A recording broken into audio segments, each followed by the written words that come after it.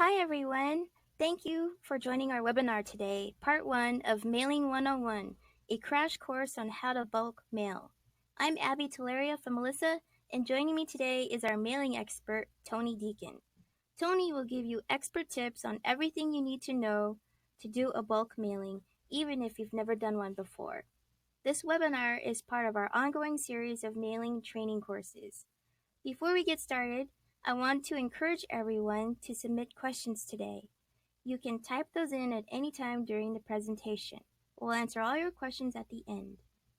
This webinar is being recorded, so if you miss anything or want to forward to someone, you'll be able to do so. So we have a lot to cover, so I'll get this presentation started. I'll passing over the mic to Tony. Tony? Thanks, Abby. Hello, thanks everyone for attending today.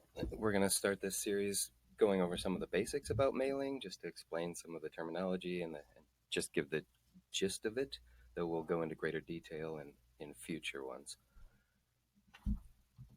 Again, my name's Tony Deacon. So bulk mail, as it's called, is when you're doing large quantities of mail and mailing all at once. So usually by a full tray of the postal tray, that will be considered bulk mail, and the USPS offers discounts for when you're doing large volumes of mail and sort it for them, organize it for them, doing part of their job, so they offer discounted pricing. Bulk mail can be right for you if you're only doing a few hundred pieces at a time, a few times a year, or if you're doing a one-time really large mailing, it could save you enough in postage to justify doing some of the work yourself. Many mailers do pay single piece price, like full price, first class, 50 cents a letter, even though they could be paying far less. Most just don't understand that it's actually quite easy to do it yourself. What will I need to get started? Basically, you will have to get a permit from the USPS, and that has an initial fee, though if you do fully automated mailings, they waive the annual renewal fee. We did this recently as a test, and it took maybe 5-10 minutes. Went to the post office, and 10 minutes later we were done, had a permit. So doing a mailing, you'll have to have a permit, you'll have to pay the postage, you'll have to decide what type of piece you're going to mail and what can be the cheapest for you or the most effective for your business. It's also necessary to make sure that all of your addresses you're mailing to are accurate and correct and standardized to the USPS requirements.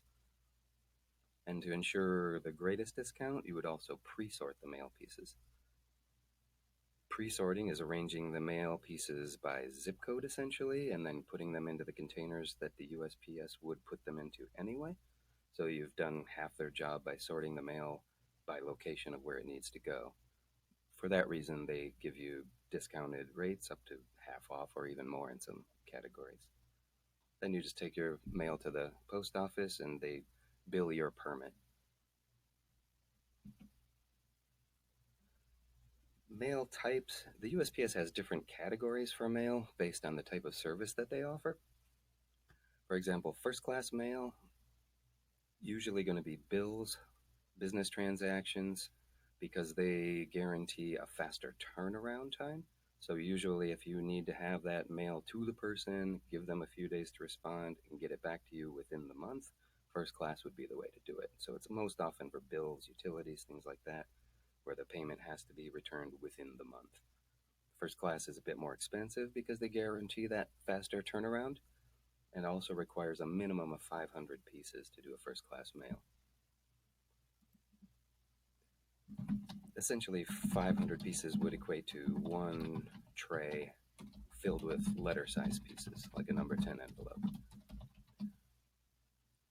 Marketing mail, or standard mail as we call it, are usually going to be for promotional pieces or things like that.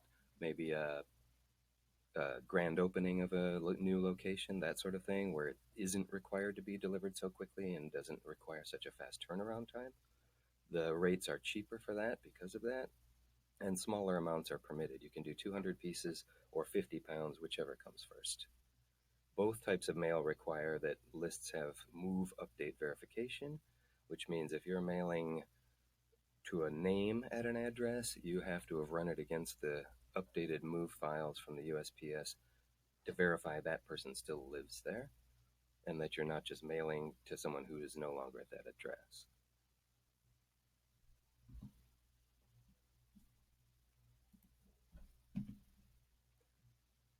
The USPS also categorizes mail by size and thickness, and generally it's based on what type of facility is required to sort that mail.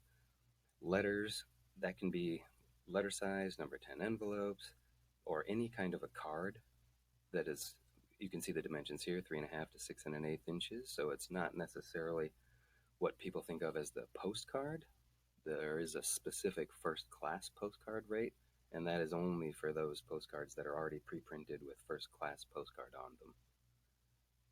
Anything that's not specifically a first class postcard just goes into the general category of letters or cards, and they can be any of these dimensions and still go through the machine.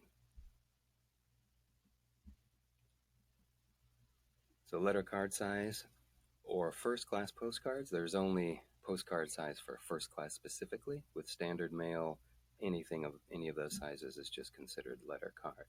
If it gets too large to be a letter, too thick, or like a catalog or a magazine or something that can't be folded, then it's considered a flat. They have different sorting machines for flats, so the post office will have to base their rates and turnaround times on what facilities they have, or if they have to send it to a nearby facility for sorting. These are the things that can be up to 3/4 inch thick, so generally magazines, catalogs, things like that.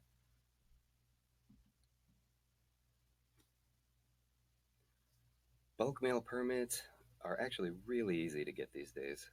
We did it in just a few minutes, as I said earlier. You can download the form from the USPS website. We'll post that up, you'll be able to see that. And then once you fill out that form, you just go to your local post office or BMEU, Business Mail Entry Unit, bring your ID, and within a few minutes, you'll have a permit. There's a one-time fee for setting up an account, though if you are using software or doing fully automated mailings and filing electronically the paperwork, they do waive the renewal fee each year. So if you're using software products like we offer, you won't have to keep paying the fee each year like you used to have to in the past. You'll receive your own permit imprint number and receipt, and then you can print that little box on the mail that says permit number 12345, and they automatically just bill your account, so you don't have to stick stamps or anything like that on the piece. And now with the electronic filing, they'll also deduct the mail from your account, so you could just pay an account with the USPS, and anytime you take in the mail, they just deduct the fees from that. Full service intelligent mail is based on the new barcode. The new barcoded pieces include a mailer ID number that's unique to you and your permit, and they also include a serial number that can be used to trace or track the mail. If you do full service intelligent mail for all of your mailings within the given year, then they will waive the renewal fee for your permit.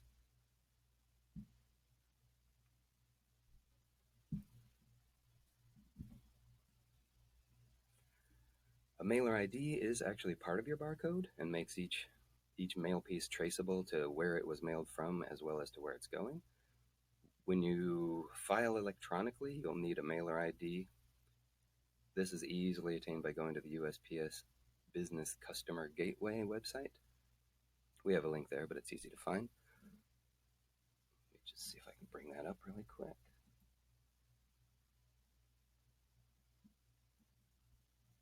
I hope you can see this correctly, but you can see if you go to the USPS Business Gateway, you can sign in if you have an account already or register for free if you don't.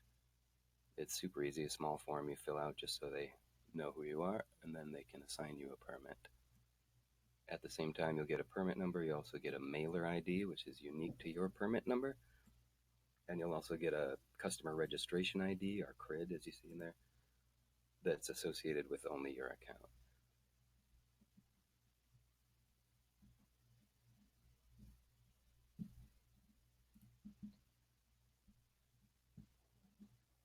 Of course, you could do this manually, but it's far more difficult. But if you use software, it's way easier to meet all the requirements and jump through the hoops of the USPS. We offer several different solutions for doing that. Our current one that we've just released, which is quite new, is the online version of Mailers. Our other standalone software, Mailers Plus 4, is a program you can install on your computer and run files locally. It's not limited. It can handle large files. You can do several 100,000 pieces if you're doing large mailings, or it can handle any size. The online version is new, but a very similar feature set, and the new features being added all the time. So right now we're doing a promotion where you don't have to pay if you're doing small files. It has the same features, though we're adding new ones all the time. This can sort your file by zip code, arrange it so that it's ready to be printed, so it'll go right into the postal trays in the order that they would like it. This allows you to qualify for the discounts, and it also can generate the barcode, so you can qualify for automation discounts. The USPS has machines that can read the barcode, so if you print the barcode on the piece, that's considered automation compatible because it's not required that a human would read that address. They can just dump the mail into a machine and it scans the barcodes and routes it appropriately. Because that saves them so much time, they offer solid discounts for the person that arranges them in this order for them. The online version includes National Change of Address Processing, NCOA, that is running your addresses and names against the list of people who have moved. So if your customer has moved, it would provide you the new address. This can be handy if your business isn't necessarily local, where you want to follow your customers, even if they leave the area.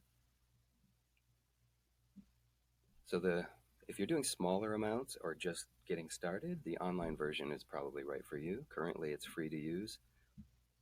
As long as you're doing files under, I think, 20,000 records at a time, then there's no charge for it. If you find you're doing much larger mailings or much more often, then our standalone software is a robust solution to sort, run your NCOA, as well as the printing and doing all the reports for the post office.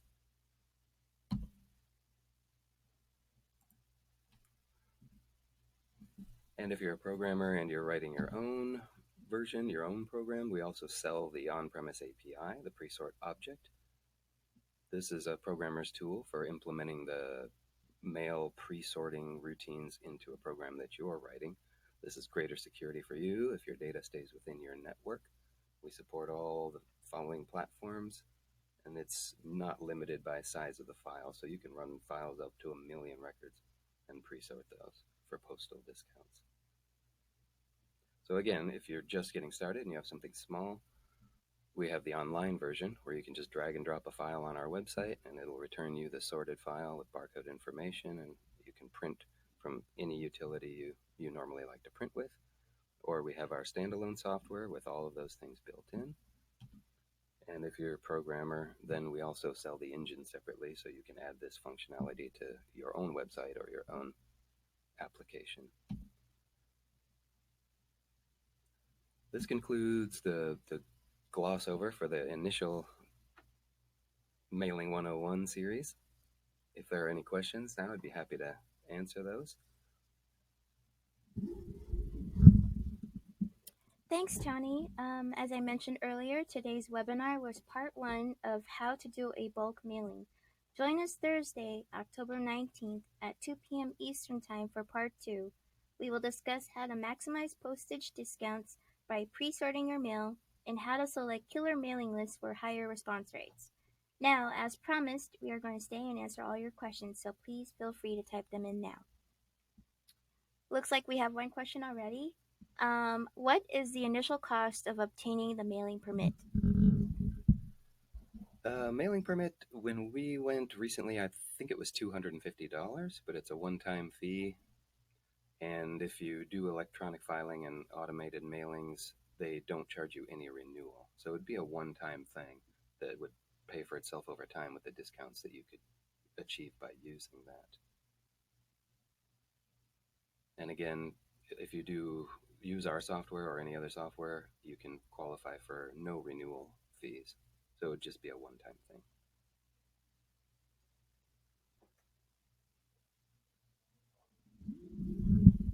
We had another question about is this webinar recorded? Yes, we are recording this webinar, and you will receive a link to view it on demand tomorrow. Oh,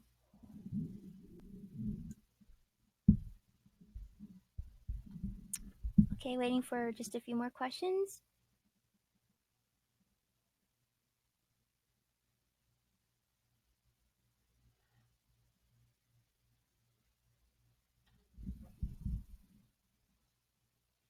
Oh, wait, one more second.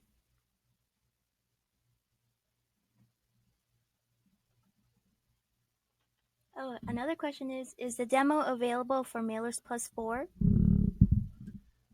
Yes, the online version is free to use on our website if you create a free account, and if you contact our sales department, they can arrange a free trial of the software. Pretty much any of our products you can try with a free demo, and Mailers is one of those. And if you run into any questions, you can certainly contact our tech support anytime. They'd be happy to help you with that.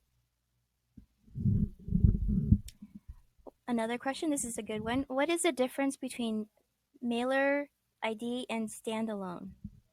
I'm assuming you mean mailers online and standalone software. Well, we've sold the Mailers standalone software that you could install on your machine since, I don't know, the 80s or 90s. It's one of our original products at Melissa. So that one we've had for years and years and years, and just recently are branching out into making online versions of our products.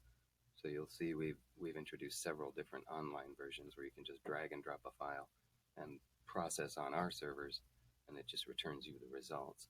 Those are new and still sort of experimental, but more and more of our products we're making available both ways, where you can install locally or use them on our website.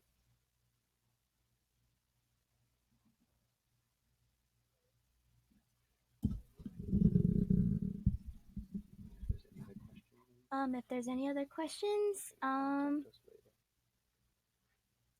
okay. If you submitted a question that did not get answered, you can contact Tony via email or phone. His email address is Tony.